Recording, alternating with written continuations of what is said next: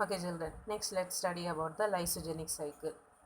In the lysogenic cycle, the phage DNA gets integrated into the host DNA and gets multiplied along with the nucleic acid of the host.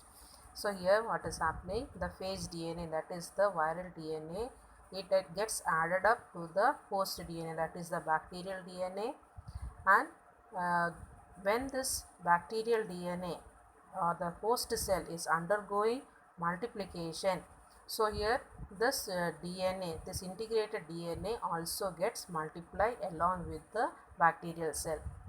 Next, the thing we have to remember here or we will study here is no independent viral particle is formed. As we have studied in the lytic cycle, inside the bacterial cell, new bacteriophages are produced. No similar structure is produced in this lysogenic cycle.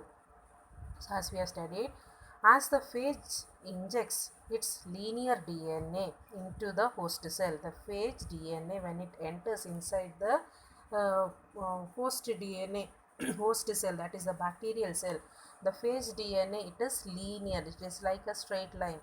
Okay, when it enters inside this host cell, that is the bacterial cell, it becomes circular. The whole, that is the bacterial DNA is circular in shape. Okay, the bacterial DNA is circular, whereas the viral DNA is linear.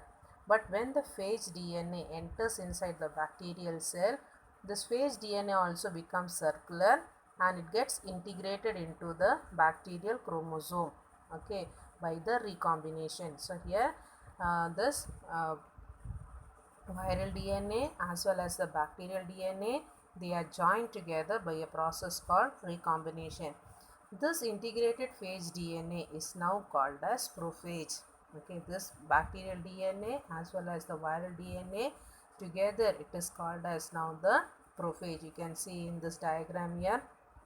So here in the bacterial cell, on the top, by the process of landing is taking place.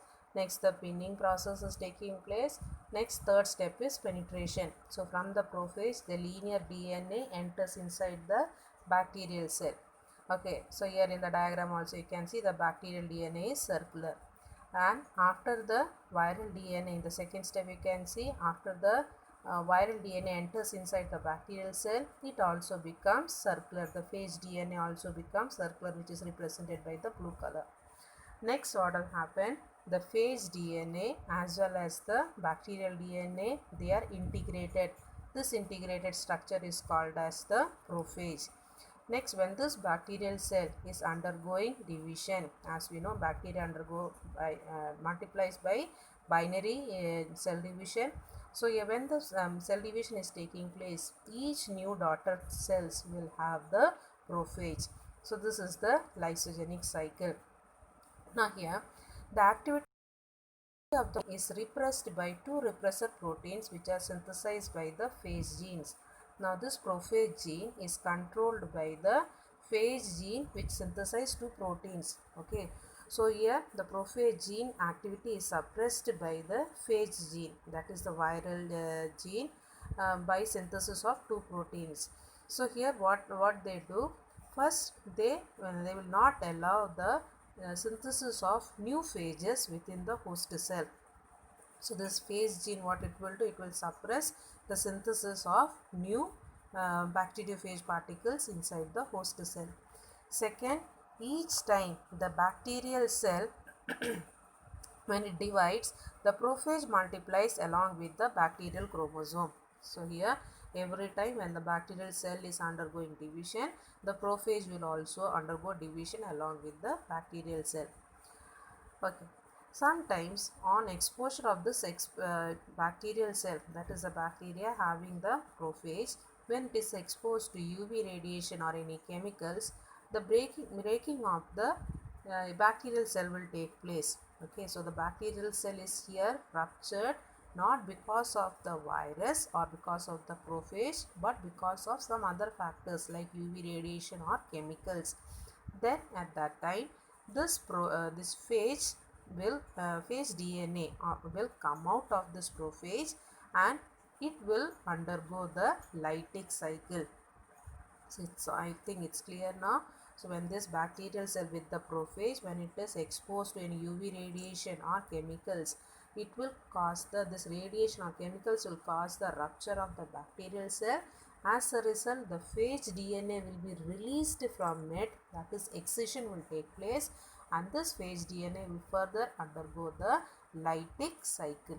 So here we have studied now when the virus infect the bacterial cell, it is called the bacteriophage. Similarly, when the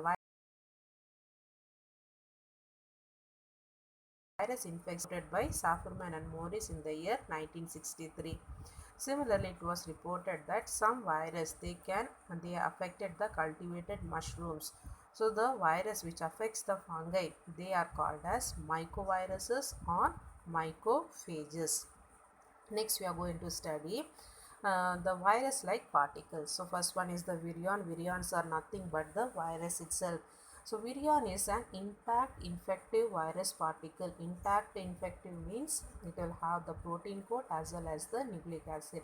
An intact infective virus particle, that is, it is disease causing in nature, but it is not replicating outside the host cell. So outside any living host, it is non-replicating.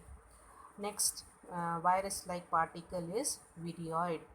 Virioid is a circular molecule of single-stranded RNA without a capsid. So virioid is a circular molecule of single-stranded RNA. It contains a single-stranded RNA, but it lacks a protein coat, that is the capsid. This was first discovered by T.O. Diner in the year 1971. The RNA of the virioid has low molecular weight. Okay, the molecular weight of RNA of the virioid is lesser than other virus particles. Virioids, they causes diseases in plants like citrus plant, it causes citrus exocarpus, and in potato plant it causes potato spindle tuber disease. Next, virus-like particles, they are virusoids. This was discovered by J.W. Randall and they are small circular RNAs which are similar to virioids, but they are always linked with larger molecules of viral RNA. So here virusoids, they are similar to virioids. Okay, they also have the circular RNA, but they are found in the cells which is already infected by some other viral RNA, viral RNAs. Okay, so here it is found along with the other molecules of virus which are larger than this virusoids. Third type of this virus particles, third type which is similar to virus, they are the prions. Prions, they are discovered by Stanley B. Brusner in the year 1982, and they are proteinaceous infectious particles. So here proteinaceous infectious particle means, as we know, when there is a change in the structure. Okay, so here what is happening? The proteins of the alternate structure of the protein. Okay, there are 4 types of foldings found in proteins. So apart from that, if there is any other type of structure is formed, such change in the structure causes the change in the function, and this change in the structure results in the disease causing nature. So here prions, they are the proteinaceous infectious particle. They are the protein substance which is causing the disease. So what type of disease they are causing? They are the causative agents for about a dozen of fatal degenerative disorders. Degenerative disorders means they are causing the death of that particular type of cells. So which type of cells? They are the brain as well as the nervous systems.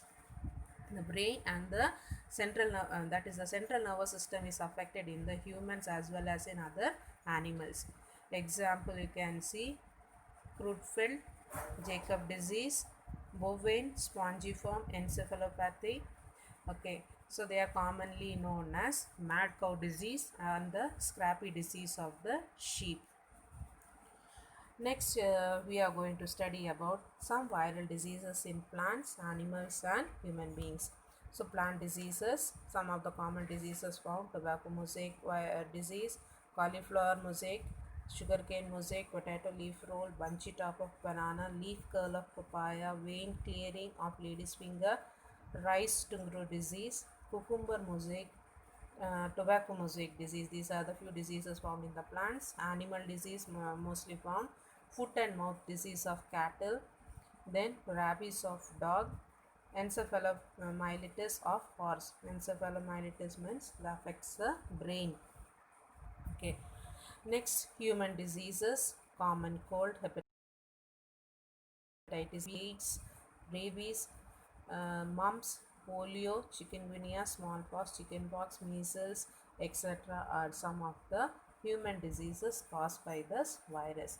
So with this we complete the virus topic. Next class we will start with the new topic. Thank you, children.